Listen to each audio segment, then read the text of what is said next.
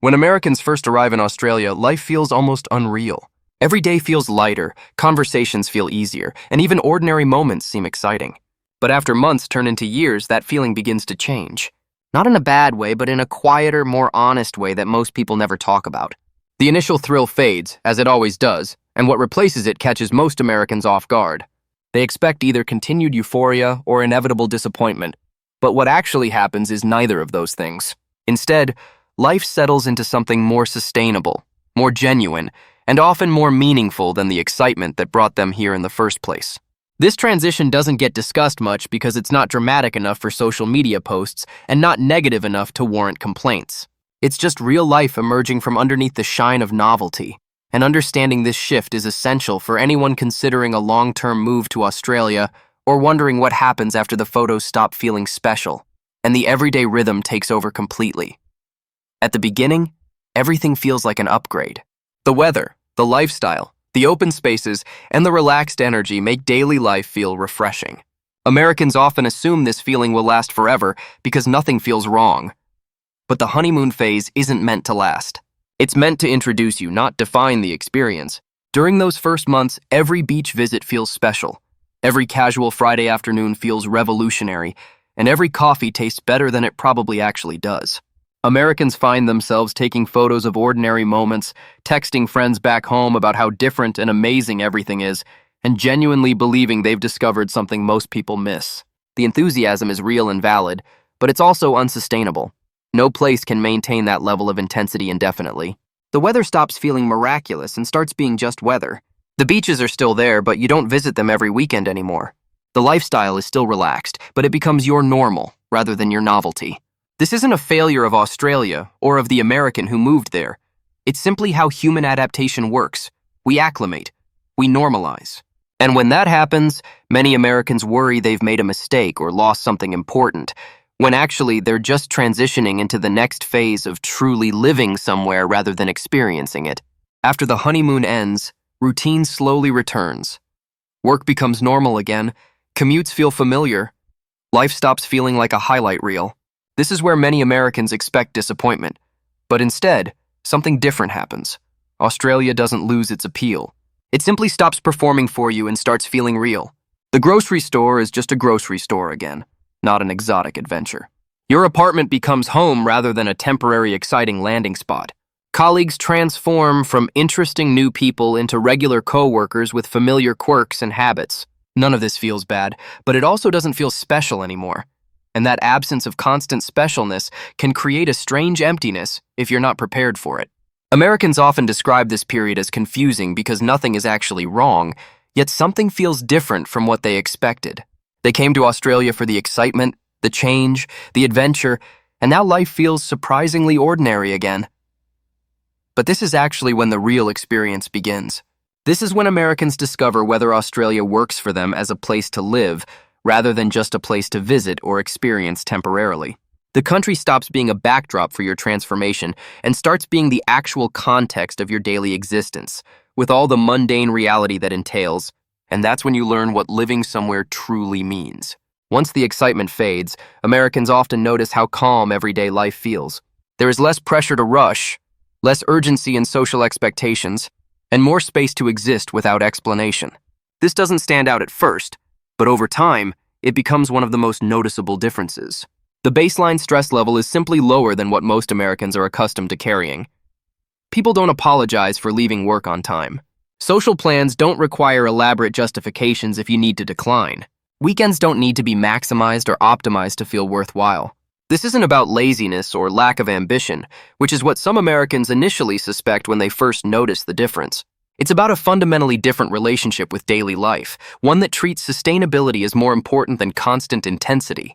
Americans find themselves relaxing in ways they didn't know they needed to. They stop checking their phones compulsively. They stop feeling guilty about taking breaks. They stop mentally rehearsing justifications for their choices and actions.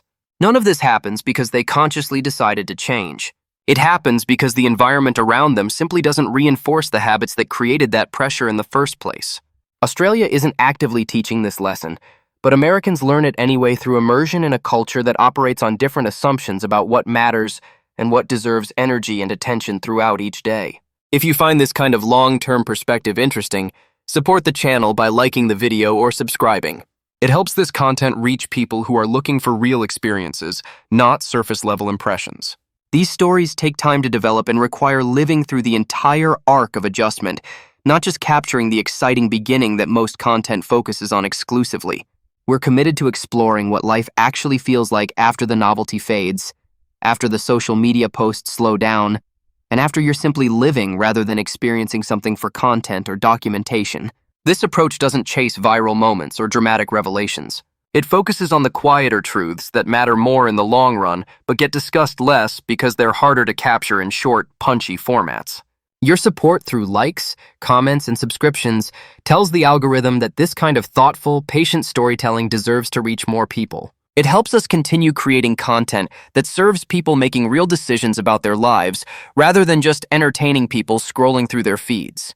So if this perspective resonates with you, if you value honesty over hype and depth over drama, take a moment to engage with the video and help us reach others who are searching for this kind of genuine insight. After living in Australia for a while, many Americans realize they've adjusted in ways they never planned. Stress feels different. Priorities shift. Life feels less crowded mentally. The biggest change isn't the country. It's how life feels inside it once the novelty wears off. Americans often describe looking back at their previous lifestyle with a sense of confusion about how they sustained that level of intensity for so long. The constant rushing, the perpetual optimization, the need to justify every moment and maximize every opportunity. It all seems exhausting in retrospect, even if it felt normal at the time. Australia doesn't explicitly tell Americans to let go of these patterns, but the absence of reinforcement for those behaviors creates space for different approaches to emerge naturally. People find themselves making different choices about how to spend their time, energy, and attention. They discover they can pursue meaningful work without sacrificing everything else. They learn that relationships can deepen without constant maintenance and scheduled quality time. They realize that life can feel full without feeling frantic, and that realization often represents the most significant shift of the entire experience. This adjustment isn't universal. Some Americans never make it, maintaining their original pace and priorities throughout their time in Australia. But for those who do shift, the change often feels less like adopting Australian culture and more like finally giving themselves permission to live in a way that actually feels sustainable and aligned with what they value most.